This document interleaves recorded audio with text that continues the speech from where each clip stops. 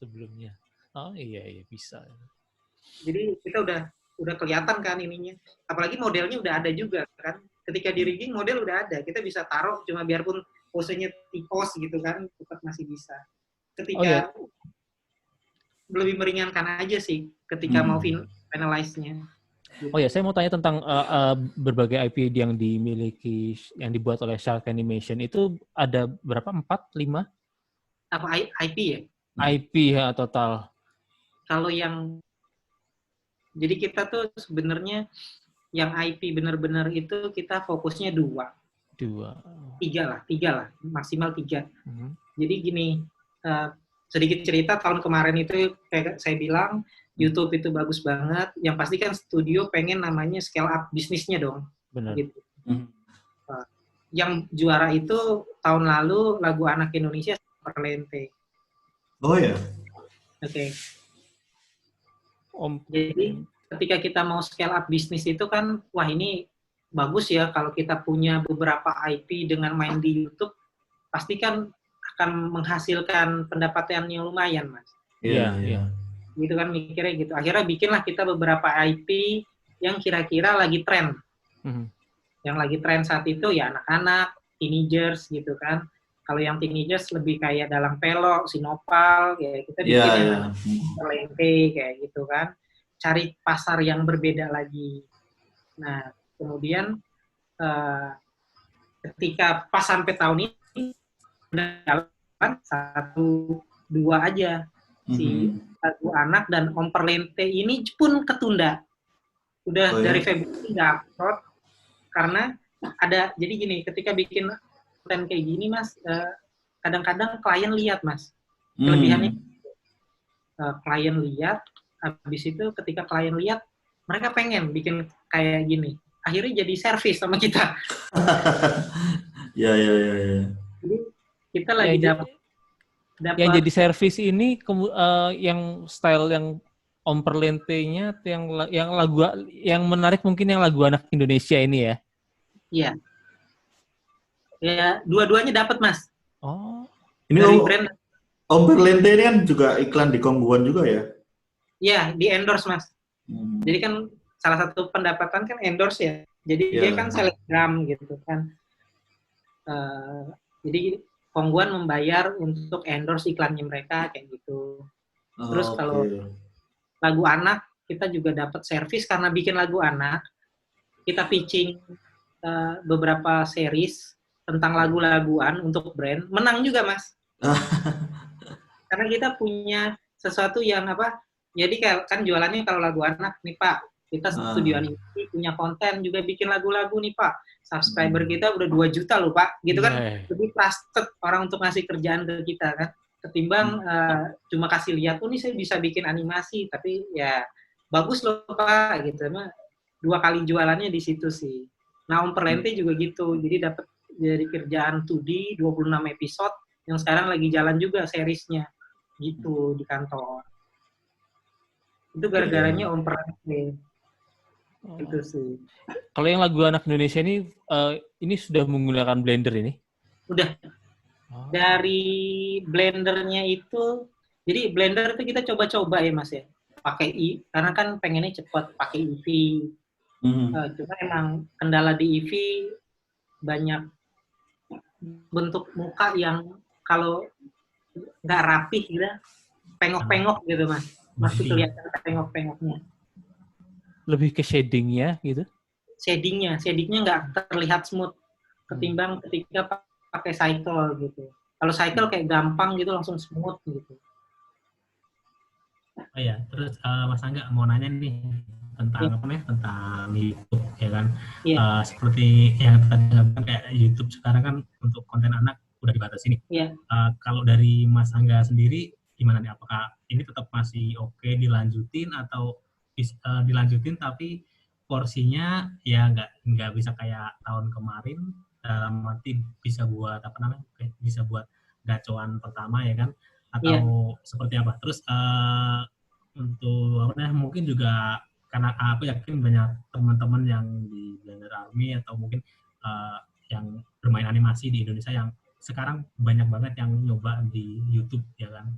dengan situasi yang ada saat ini, kira-kira pandangan Mas Angga seperti apa? Saran untuk teman-teman konten kreator, terutama di animasi yang kontennya keanakan. Oke, kalau sejak regulasi ini sebenarnya menyadarkan saya akan satu hal sih. Kita jadiin media sosial itu sebagai media sosial. Balik lagi sebagai exposure doang gitu. Hasilnya yang didapat dari sana cuma sebagai bonus. Balik lagi, IP ini kan bisnisnya bisa banyak banget ya. Yang kita YouTube mungkin merupakan salah satu bagian dari 360 bisnisnya dia. Jadi jangan dijadiin YouTube ini sebagai core atau main bisnisnya dia. Gitu sih. Bukan yang utama lah ya, dia hanya side lah ya. Iya. Nah balik lagi, ya kayak kita studio-studio lain lah, lebih yang jualannya kemana gitu, jangan cuma di YouTube doang. Kita juga coba kemarin main di Line Sticker, sesuatu yang kenapa sih era sekarang lebih enak, karena lebih gampang sebenarnya kita bikin konten, tiba-tiba ada yang bayar tanpa kita pusing kemana, keliling-keliling gitu, ke stasiun TV nawar-nawarin, nggak gitu, karena lebih gampang. Ketika konten kita viral, disukain orang, kemudian kita langsung otomatis tiap transferan duit, kan enak banget ya zaman sekarang. Itu kayaknya 5 tahun lalu nggak ada kayak gitu. Nggak ada. Masih yang keliling gitu, kita cari investor, nawarin kayak gitu. Nah, sikut-sikutan gitu ya. Iya. Sikut-sikutan. Ngumpet-ngumpetin ini, ngumpetin fire. Iya. Bajak-bajakan SDM gitu ya. Nah, pas di era YouTube ini lebih kebuka gitu, seneng ya. Dan kita ngerasain puncaknya kita main di YouTube dapat untuk kemarin ya Lena banget. Lebih akhirnya di tahun ini ditanya dibatasin nggak sih Mas ininya? Malah kita nih lagi prepare lagi nih satu IP lagi, gimana IP-nya harus sukses gitu melalui media ini gitu loh. Salah satunya. Itu challenge-nya ya, menariknya di situ kita nggak tahu misteri lah. Iya. Cuman saya ada yang menarik ini, kebetulan pas corona inilah. Nah ini kan semuanya di riset Mas, mau dari online mau offline. Nah kira-kira ada perubahan nggak atau masih seperti rencana semula dengan IP yang itu atau dirubah total? Rencana bisnis gitu. Rencana bisnis plan-nya. Bisnis plan-nya gini. Jadi di awal tahun itu masih fokus di YouTube awalnya. Ketika berjalan tiba-tiba di Januari kita dapat service 26 episode 2D. Terus iklan permintaan yang tinggi gitu kan. Kayak mau balik badan Mas. Ini kayaknya lebih banget ini. Jadi kayak gitu. Tapi di balik itu kita kan pengen ya ke depannya ya cita-citanya pengen jadi bisnisnya Indonesia ya. Kalau kita nggak bikin IP kapan lagi ya? Ya, jadi kayak tahun lalu itu kita sempat IP lagu anak Indonesia yang booming, yang menurut kita ngedapetin enaknya gitu kan. Kayaknya tahun depan atau abis ini kita harus lebih serius lagi ngegarap IP dan kira-kira mungkin harus booming gitu karena kita udah sempat pengalaman di media sosial di YouTube, kita macem-macem gimana caranya ngiklan, gimana caranya kita nyari konten viral, gimana kita kerjasama sama marketing di luar itu sebagai exposure. Jadi di otak tuh kayaknya, ayo dong ada IP nih, gue mau jualin kayak gitu loh, udah malah makin panas gitu loh. Kayaknya gue bisa loh ngejualin ini, gue bisa loh ngeviralin ini, lebih yang kayak gitu. Nah, habis itu kena kongguan kan, viral juga kan. Viral juga ya. Kayaknya gue tahu nih, kayaknya tahu nih biar. Jadi kan sebenarnya kelemahan kita IP kita tuh kurang jualannya Mas, karena basic kita animator Mas. Harus ada orang sendiri lah ya. Menurut ya, kunciannya IP sebenarnya adalah gimana kalau saya ngelihatnya gimana kita marketnya. Nah sedangkan saya orang teknis gitu kan, rata-rata animator yang punya studio banyak kan orang teknis. Kalau dia punya marketing yang intens, saya rasa dia bakalan IP-nya cepet naik juga sih. Oh ya, daripada nunggu viral doang. Di luar tadi aku kepikiran itu organik berarti ya Mas Angga ya. Jadi kayak tanpa iklan bayar di YouTube atau di Instagram itu. Jadi viral karena kontennya gitu, bukan karena yang mana yang IP. Yang IP. Organik kan. Gini, kalau zaman sekarang kita di YouTube ngomongin organik nggak mungkin. Ya, betul. Kayak nah itu ya. Kita tuh di tumpukan jerami, Mas. Iya. Upload tiap hari banyak gitu.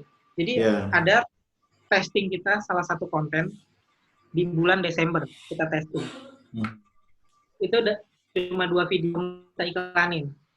Kita iklan. Videonya bagus, disukain orang, viral.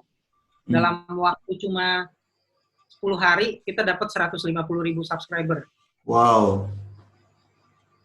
Jadi ada ketika kita bikin sesuatu, ada baiknya juga kita iklanin di media sosial. Kalau kita disukain orang. Iya. Ketika itu kita malah dapat iklan yang banyak. Dapat subscriber, dapat penonton yang suka sama kita. Sama juga kayak kita naruh IP kita di TV kan. Kalau bagus kan banyak yang nungguin tuh Mas. Iya, iklan ya. Kayak gitu. Tapi kalau kita cuma hanya konten saya bagus, saya taruh susah. YouTube sekali doang, nggak bakal kelihatan. Kita share semana-mana, orang juga hatinya nggak akan tergerak ngebantu kita nge-share. Berat itu ngomongin itu.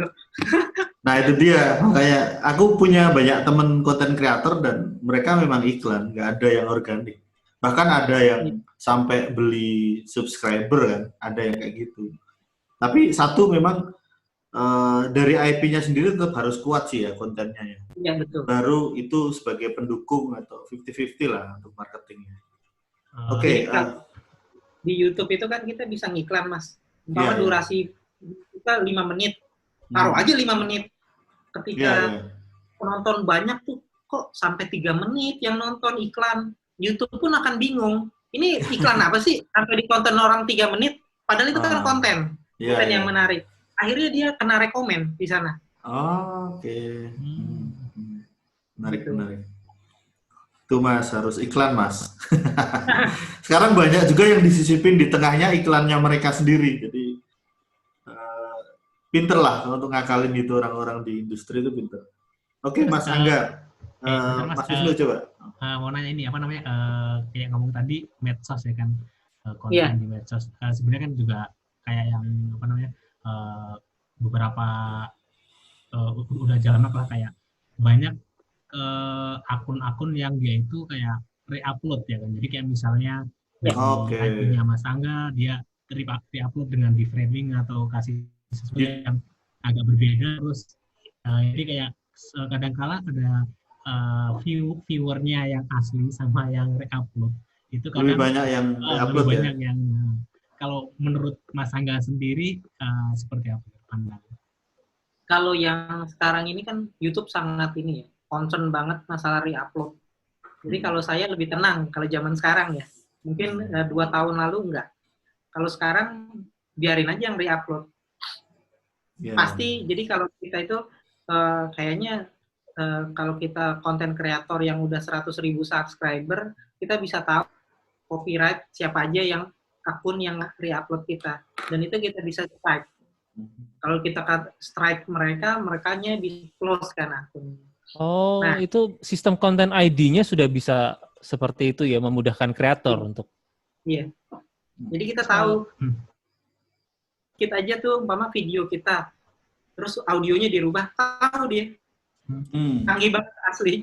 Soalnya apa namanya? Yang aku banyak lihat itu di ini sih di platform kayak Instagram atau Facebook. Karena banyak banget yang apa namanya video-video itu tadi kayak dirubah audionya dikit atau dikasih kasih frame atas bawahnya itu. Terutama di itu Instagram sama Facebook ya masih untuk saat ini. Pengaruh juga nggak itu kalau dari pasangan? Sebenarnya jadi dulu itu pengalaman gini Mas. Kita kan main di YouTube. tiba-tiba lagu anak Islami kita itu keliling Ka'bah itu viral di Facebook, tapi itu ada orang yang upload di Facebook dan viral. Kita nggak bisa ngapa-ngapain di Facebook, itu agak lebih ribet ketimbang di YouTube. Kayak di Instagram, memang satu sister company kan dia ya, Facebook sama Instagram. Ketika kita ada yang upload yang kayak gitu, kita tegur. Kalau kita tahu sistemnya nggak bisa ngedetect video yang kayak YouTube punya. Nah, apalagi di Instagram. Instagram itu kan rajanya re-upload ya semuanya. Oh iya. Raffi Ahmad, entah berapa banyak yang re-upload Raffi Ahmad. Cuma ya, kalau dari kitanya, kalau dari animasi, kalau saya Mas ya, ketika konten saya di re-upload, saya seneng sekarang. Kalau sekarang. itu apresiasi lah ya. Iya, jadi kayak exposure gratis. Malah kita ada kerjasama nih, jadi kita tuh kayak punya MOU kalau tahu dengan Dagelan di Instagram. Oke, iya Dagelan. Nah, itu adalah salah satu exposure kita. Dan kita partneran sekarang. Oh gitu. Re-upload ini nggak kemudian membuat Mas Angga kemudian responnya, kita harus pasang watermark lah atau apa biar balik ke Enggak juga. Kalau sekarang enggak. Kecuali dia dari kan kalau YouTube kan bisa dimonetize ya. Sedangkan di YouTube aja yang bisa dimonetize duitnya pun bisa masuk ke kita, Mas. Jadi ada 100 orang upload nih. Tadi tag sama dia itu punya kita gitu, konten ID-nya umpama. Itu bisa kita balik ke kita gitu. Upload nah. Oke. Nggak terasa udah sejam. Mungkin 15 menit terakhir ya.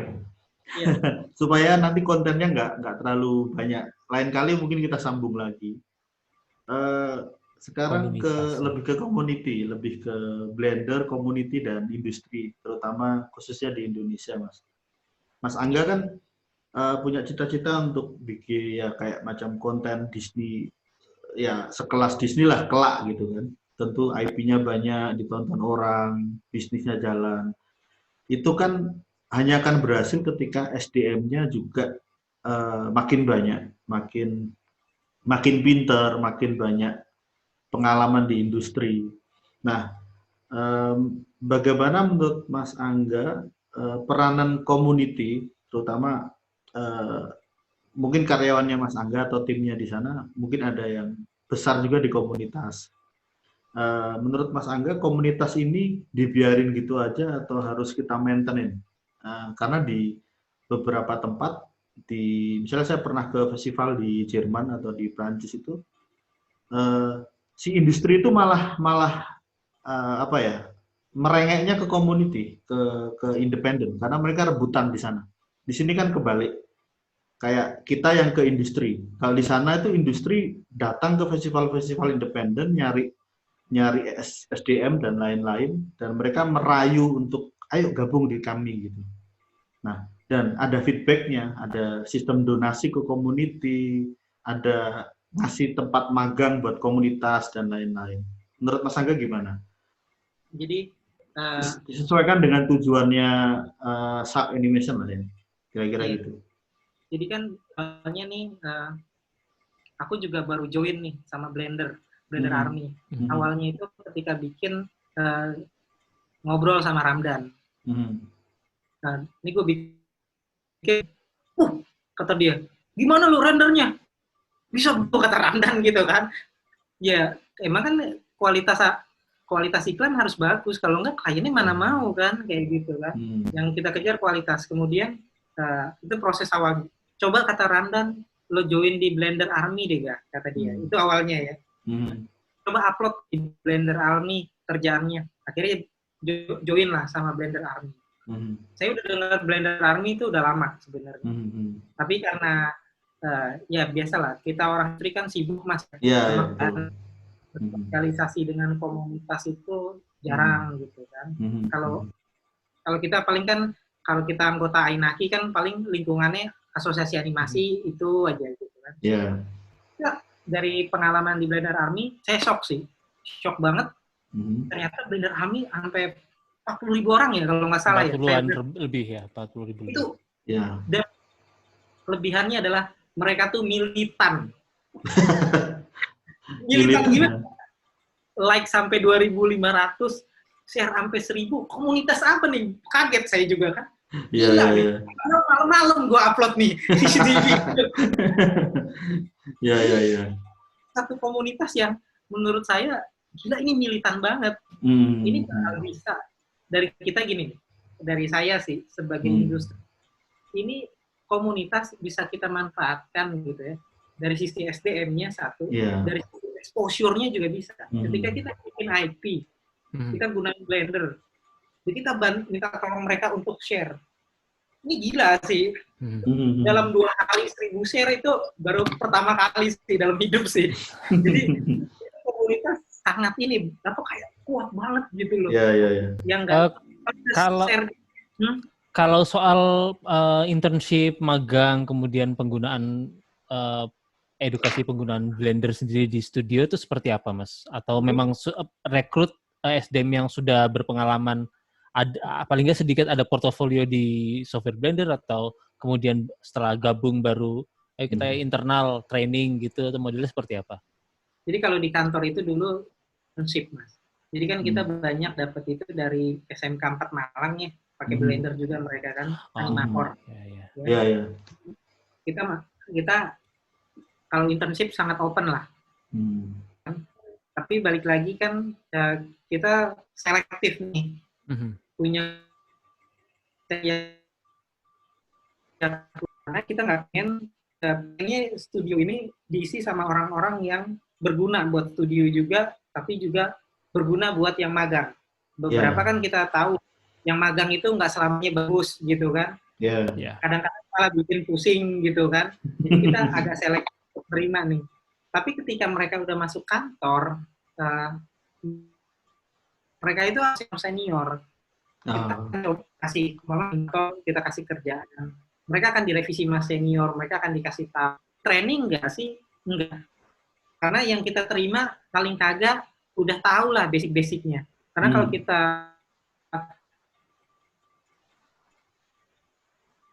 macet.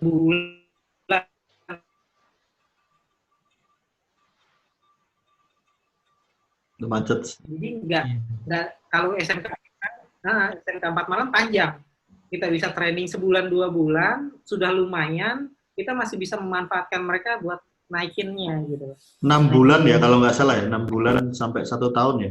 Ya, itu yang kayak gitu. Nah, saya ngelihat beberapa yang posting di Blender Army itu kualitasnya juga saya kaget. Wih, bagus-bagus juga ya sekarang ya anak-anak di sini gitu loh. Jadi saya juga nggak nyangka ternyata banyak juga potensi sampai akhirnya kita harus list nih.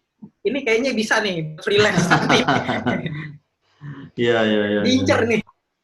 Ada yang hebat juga nih anak nih. Jadi kita lihat tahu akhirnya potensi orang yang di Blender Army gitu loh. Nggak yang nyangka sih ternyata Blender Army bisa segede ini sama orang-orang di dalamnya bisa sejago-jago ini juga. Gitu.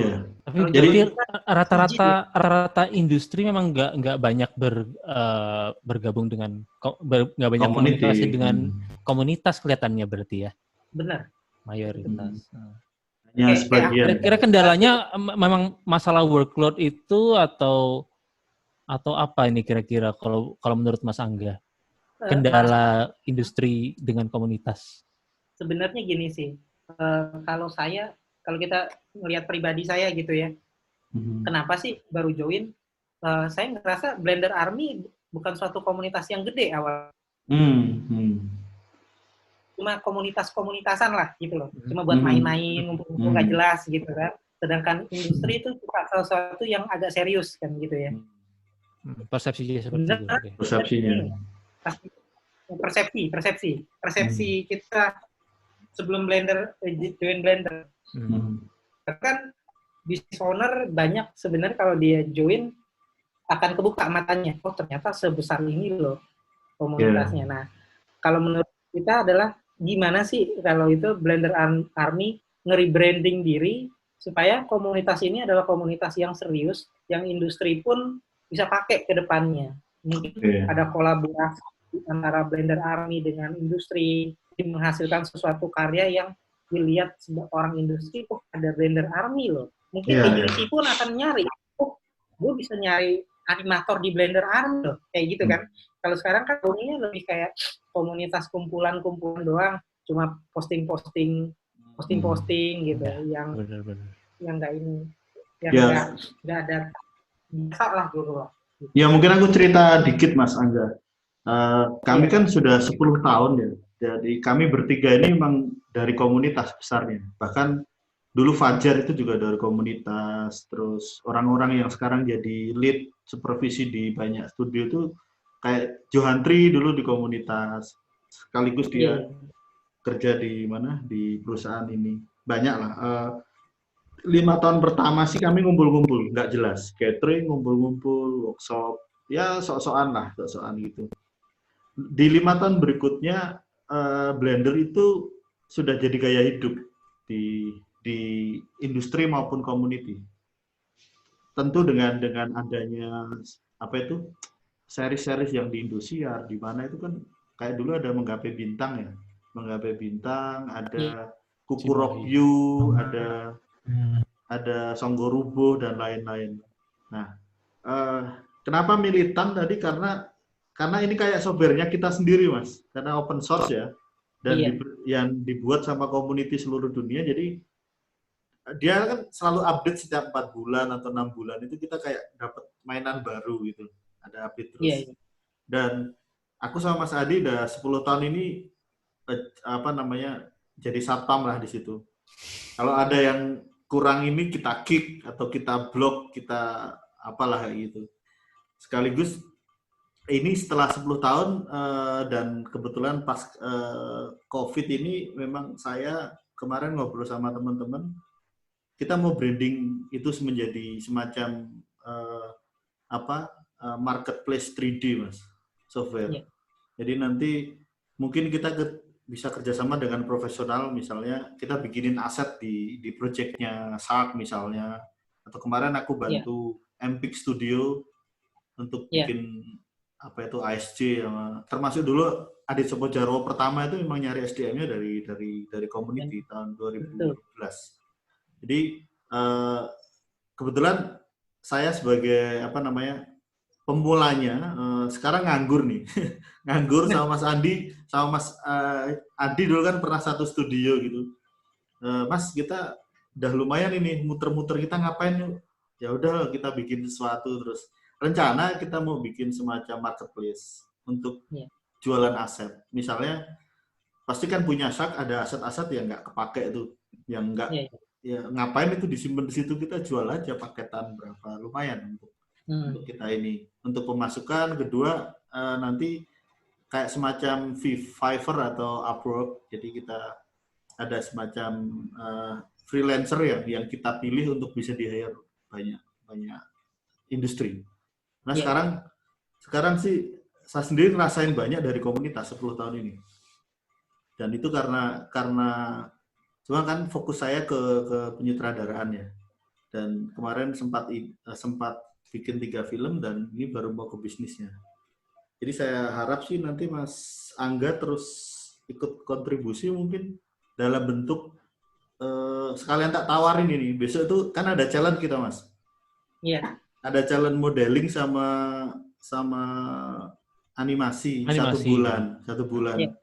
Iya. Mas Wisnu sebagai juri, ada nanti Arif Suranto, ada lagi temen kayak Heru Martio, kita akan tawarin dia untuk milih karya terbaik. Nah mungkin nanti kalau Mas Angga bersedia bisa ikut milih ini mana yang bagus.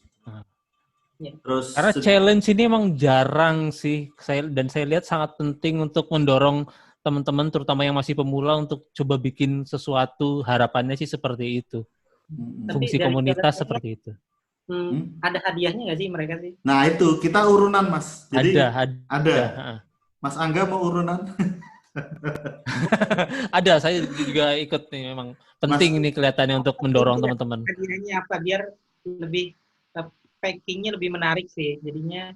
Iya ada. Kita kayak jadi kita masih patungan itu loh Mas. Mas Adi punya, misalnya dia punya PayPal, sekian dan dia pengen belikan add-on tertentu di Blender Market, terus Mas Wisnu juga, terus ada yang punya DVD PS4 yang masih baru nggak kepakai itu disumbangkan. Iya, DVD training juga ada yang menawarkan. Terus saya juga belikin sesuatu. Dulu pernah kaos, kita kasih kaos, ada flash disk, ada macam-macam. Kalau Mas Angga punya IP, produk IP atau sesuatu, boleh kita disumbang. Ya, memang penting sih, soalnya biar motivasi orang bukan sekedar untuk sekedar posting, ya seperti yang Mas bilang tadi, sekedar posting-posting aja, dapat like dan sebagainya. Tapi ada yang dipelajari, kemudian ada siapa tahu dari challenge ini kemudian ada feedback dari profesional, hal seperti itu sih. Atau bonus magang bisa jadi loh. Itu lumayan loh, Mas. Ya. Jadi kalau portfolio bagus, boleh magang di SAP misalnya 3 bulan, siapa tahu. Jadi lebih gimana ngebangun kompetisi di antara Blender ini bergerak gitu. Iya, benar-benar. Jadi zaman dulu kan ada Indo-CG ya. Iya, ada habis. Posting modeling gitu, kalau ngelihat orang yang keren gitu kan, wah anjing keren banget nih, gua bikin yang keren gitu.